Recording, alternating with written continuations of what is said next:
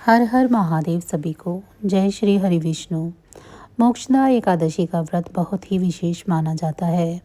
इस दिन भगवान विष्णु की पूजा होती है। इस दिन उपवास रखने से घर में देवी लक्ष्मी का आगमन होता है। वहीं इस दिन तुलसी पूजा को बेहद ही शुभ माना गया है। तो चलिए इस दिन विष्णु जी के साथ माँ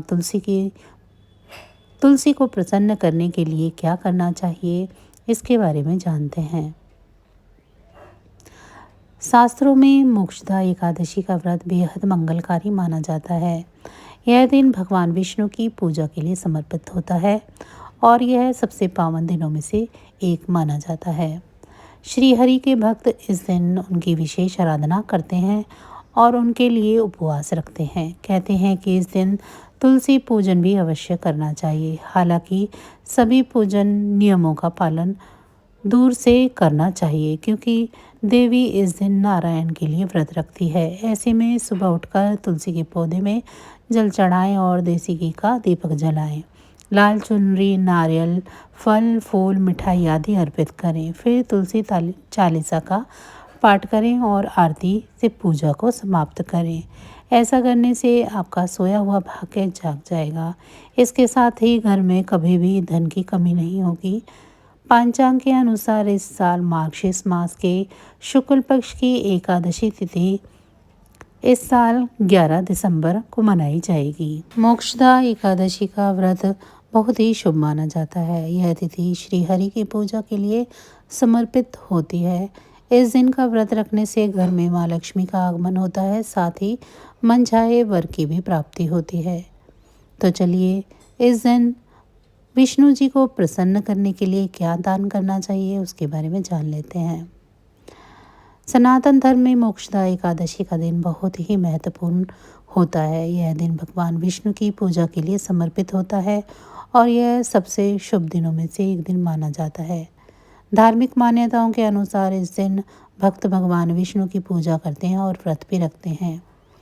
मार्गशीर्ष माह के शुक्ल पक्ष की एकादशी तिथि को मोक्षदा एकादशी का व्रत रखा जाता है। पंचांग के अनुसार इस साल यह 11 दिसंबर को रखा जाएगा। तो चलिए जान लेते हैं कि क्या दान करना शुभ माना जाता है।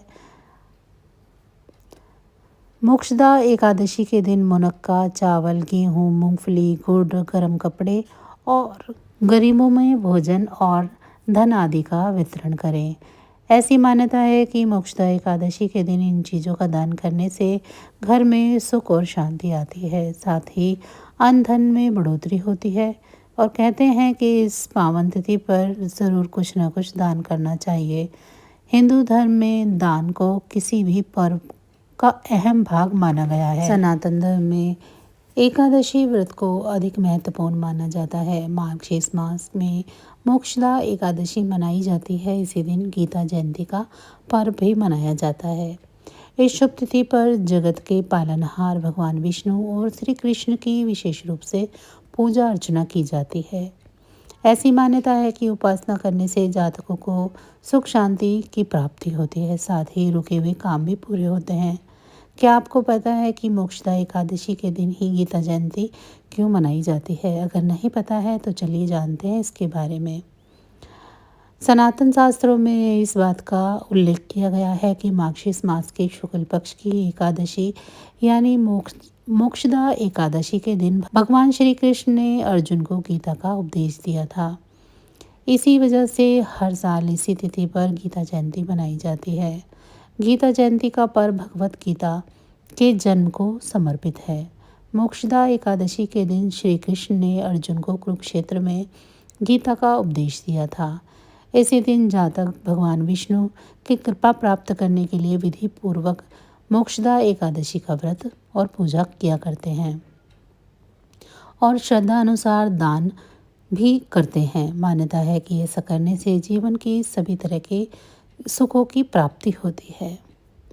तो बस आज की जानकारी इतनी ही थी। फिर मिलेंगे हम आपको ऐसी ही किसी अन्य जानकारी के साथ अगली वीडियो में।